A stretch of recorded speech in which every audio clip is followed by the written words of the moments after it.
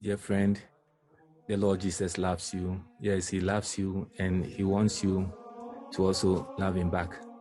Thank you for finding time to watch this video. Dear friend, there is no point asking you from the beginning of this video if you have ever fallen sick. This is because sickness is a human condition which we all have to deal with from time to time. In fact, there are those who suffer from ill health on more regular basis than others. Apart from the pains that sickness brings to the patient, it is also a period of loneliness which can lead to a crisis of faith. For this reason, it is always important to have special care for those who are sick. I will tell you a short story. About 15 years ago, I was involved in a football accident in the seminary. I had to stay in bed for quite some time. Friends would usually come in to say hi before continuing their way to the dining hall. One day, one of my friends passed by for the usual visit. He shouted, "JP, are you still alive?" Whereas he thought he was being jovial with me, I was taken aback by that statement. That experience taught me the lesson that when a person is sick, we should not treat him or her as we knew them before their sickness.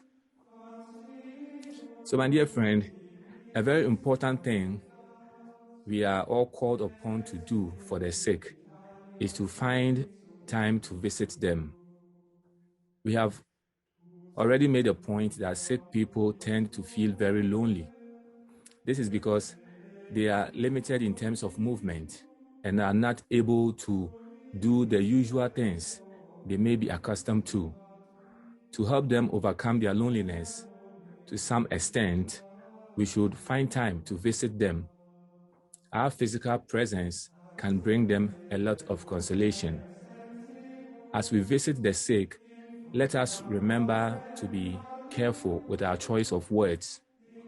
Whereas we would like to cheer them up, let us avoid exaggerating our playfulness.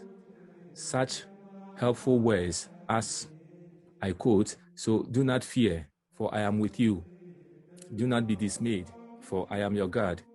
I will strengthen you and help you. I will hold you with my righteous right hand." Isaiah 41 verse 10 would go a long way to bring consolation to the sick. Another area which can be a source of great worry to the sick is financial constraints. Medical bills can drain the sick of all their savings. Take a moment and think of money spent on consultation, medicine, lab tests, etc. Even people with healthcare insurance would still have to spend on other issues that are not covered by the insurance. I recently visited a friend on behalf of a group. We all contributed some money in order to make a donation. Listening to the needs of the sick friend, I could already feel the sense of relief he felt when I presented a cash donation to him. Certainly, that amount would not take care of all his needs, but it will go a long way to reduce his general expenses. So, dear friend, we can also talk of instances where sick people are reluctant to go to the hospitals to seek medical attention. It may not be because they are unwilling to see the doctor, but the truth of the matter is that they may not have money. They may not admit it openly, but friends should be able to anticipate this situation and step in quickly. There is no doubt that money is not easy to come by. It has always been like that.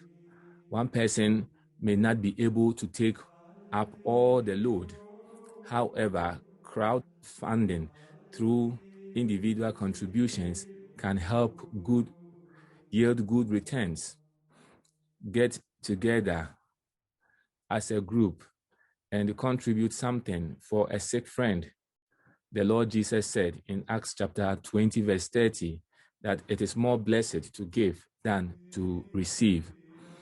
In all this, we should never underestimate the importance of prayer. Our friend who is sick should be assured of our prayers to God on their behalf. James chapter 5, verse 14 states, "Is anyone among you sick?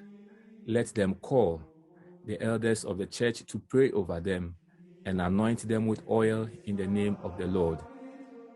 So, as a church, we owe it to our sick friends to pray for them. This can be done as individuals or as a group when we visit. The head of the church community should also be informed so that he can also visit or remember the sick person in prayers. It is unfortunate that many a time a person falls sick and the pastor in charge of that community is not informed about it.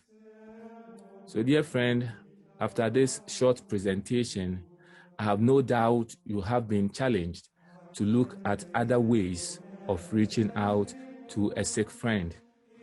First and foremost, we do that as an act of faith. Matthew chapter 25, verse 40 says, "Truly, I tell you, whatever you did for one of the least of these brothers and sisters of mine, you did for me."